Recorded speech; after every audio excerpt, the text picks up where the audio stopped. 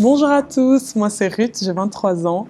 Dans la vie, je suis consultante en gestion du changement et amélioration des processus. Et à côté de ça, je suis micro-influenceuse et je suis connue sur les réseaux sous le nom de Rutine Montana. En un mot, un seul mot, c'est un peu compliqué, mais allez, si je dois vraiment dire un seul, je dirais déterminé.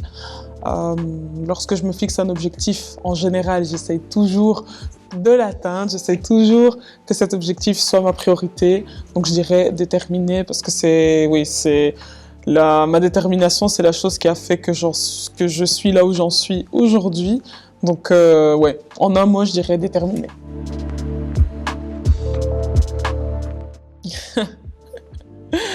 Merci déjà pour la boss lady. Je me considère pas comme une fascie quand même, mais j'irai pas jusque-là. Mais en gros, j'ai pas vraiment de personnage sur les réseaux sociaux. Je partage ma vie, je partage des petits tips, des petits hacks, des collaborations que je fais souvent, des bons plans pour mes abonnés, enfin pour ma petite communauté. Je partage des codes promo et tout ça. Enfin, c'est cool. Je reçois des trucs gratuits. J'essaie de faire croquer aussi, ça fait du bien.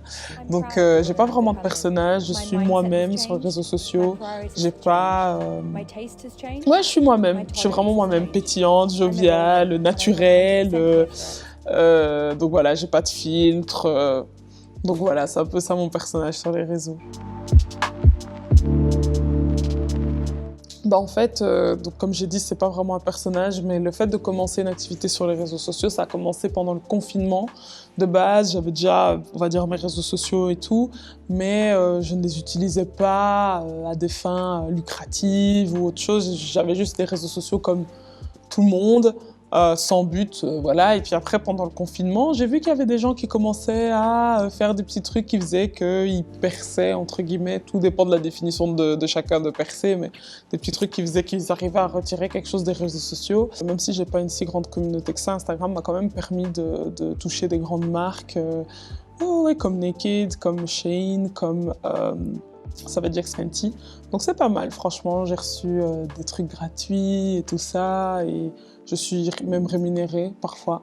Donc c'est assez sympa, et voilà. Donc c'est vraiment le confinement qui a été l'élément déclencheur de mon profil et mon personnage, si on peut dire ça comme ça, sur les réseaux sociaux. Alors tout dépend de la définition que chacun a du mot influenceuse. Pour moi, une influenceuse, c'est quelqu'un qui va, comme le nom le dit très bien, influencer, qui va par ses actions, par ses actes, par son style, avoir une certaine influence sur un groupe de personnes, enfin des personnes ou un groupe de personnes. Et je sais pas, ça, je saurais pas répondre. Je saurais pas répondre à la question moi-même, me dire ouais, je suis une influenceuse. Mais c'est vrai que j'ai beaucoup de personnes qui viennent me trouver parfois en DM et qui me disent oh, bon, on aime bien ce que tu fais, oh, j'aime beaucoup ça vient d'où, voilà, on me demande parfois des conseils et tout. Et donc du coup, je pense qu'il y a peut-être une personne que j'ai pu influencer ou autre. Et j'espère en bien en tout cas. Donc voilà, tout dépend un peu de la définition que chacun a d'une influenceuse. Je pense que je suis, comme je le dis, une micro-influenceuse parce qu'il y a peut-être une petite communauté que j'influence au quotidien, ou voilà, ou par mes idées, par mon parcours. Donc voilà.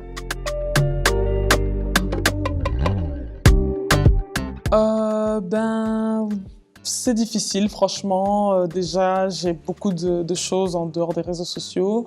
J'ai beaucoup de choses en général dans ma vie. Je dois gérer le fait de voir ma famille, voir mes amis, voir mon chéri et mon boulot surtout parce que je suis récemment diplômée en International Business. Donc du coup, j'ai trouvé du travail directement après mes études. Et donc je suis employée depuis début septembre, donc je suis consultante à côté de l'influence. Enfin, je veux dire non, c'est plutôt que je suis consultante et à côté de mon travail, je suis micro-influenceuse, il faut dire plutôt les choses comme ça.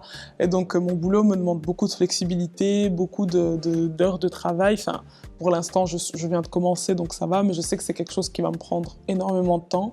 Et du coup, ben, c'est assez ouais, difficile à gérer parce que j'ai plus full temps pour me consacrer aux réseaux sociaux.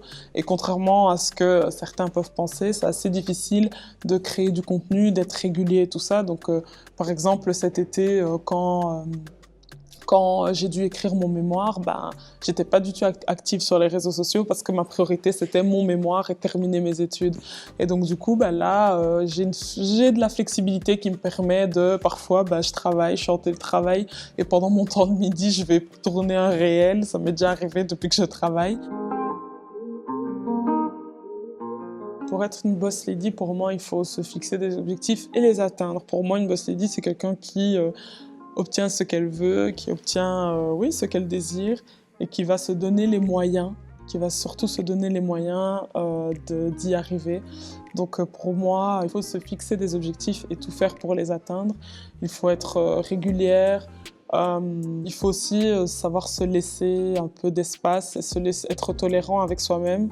Parce que quand on est trop dur avec soi-même, parfois ça nous empêche d'avancer. C'est quelque chose que moi j'ai vécu. Je suis très, j'ai beaucoup d'idéaux dans ma tête et je suis beaucoup, enfin, je suis quelqu'un qui veut toujours atteindre la perfection à tous les niveaux, mais c'est pas possible. Il faut juste savoir qu'en tant qu'humain, on ne peut pas atteindre la perfection et donc il faut se laisser le temps et oui, tout ce qu'il faut pour pouvoir atteindre ses objectifs et ne pas être trop dur avec soi-même.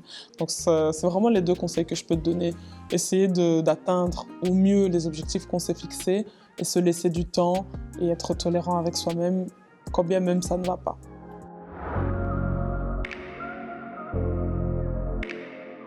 Alors, la femme noire a vraiment une valeur ajoutée dans la société. Je pense que, vu notre éducation, vu notre culture, vu notre parcours, je pense qu'on a vraiment une grosse valeur ajoutée dans la société. Je pense qu'on a un background et une culture qui font que on est résiliente, on est courageuse, on est déterminé, on sait ce qu'on veut. Et toutes les femmes, hein, peu importe leur couleur et tout ça, peu importe leur culture, ont de la valeur. Mais la femme noire a beaucoup été bafouée, a beaucoup été mise de côté. Et donc, du coup, je pense qu'à l'heure actuelle, c'est important de valoriser toute la communauté des femmes noires et de souligner leurs valeurs. Et je pense vraiment, comme j'ai dit, que notre courage, notre détermination, notre envie d'aller loin et tout ce qu'on a, même notre beauté, notre physique, tout ça, ça fait la valeur de la femme noire.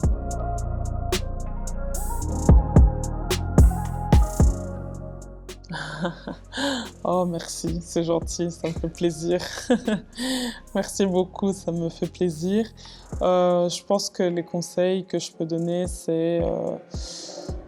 voilà, bon, les études, c'est pas fait pour tout le monde, mais vraiment, lorsque vous vous êtes donné un objectif, battez-vous pour l'atteindre. Par exemple, si c'est les études, c'est les études. Si c'est une formation, c'est une formation. Si c'est le permis, c'est le permis.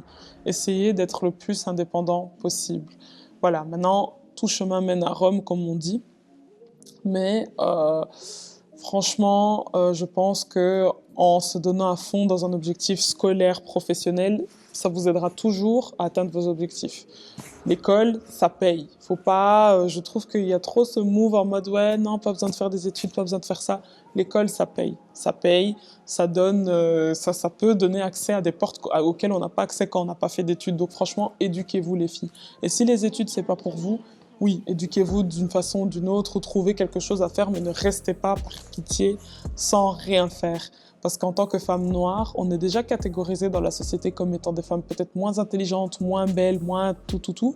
Donc si on ne se met en plus pas en valeur, on donnera raison à ces personnes-là qui sont nos détraqueurs. Donc du coup, moi je pense que c'est vraiment un gros conseil que je peux donner. Et surtout la prière. Parce que c'est bien beau de voir quelqu'un comme ça, qui a entre guillemets réussi, qui a fait des études, qui a, je sais pas, le permis, ou qui a une bonne situation.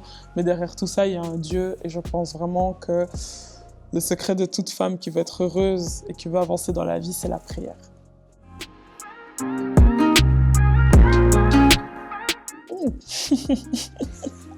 C'est qui ce mignon? Non, quand je me regarde, franchement, je dis merci Seigneur, merci papa, maman. Non, vraiment, blague à part, en dehors du physique, je suis vraiment, quand je me regarde, je suis vraiment reconnaissante envers le Seigneur, encore une fois, parce que je sais par quoi je suis passée. J'aurais pu vraiment être totalement ailleurs et totalement dans une situation différente de laquelle je suis aujourd'hui. Et je suis vraiment contente et fière d'être là où j'en suis. Je suis tout à fait consciente que je ne suis pas parfaite et qu'il y a encore des trucs qu'il faut que j'améliore. Mais je pense que j'ai déjà fait un bon bout de chemin.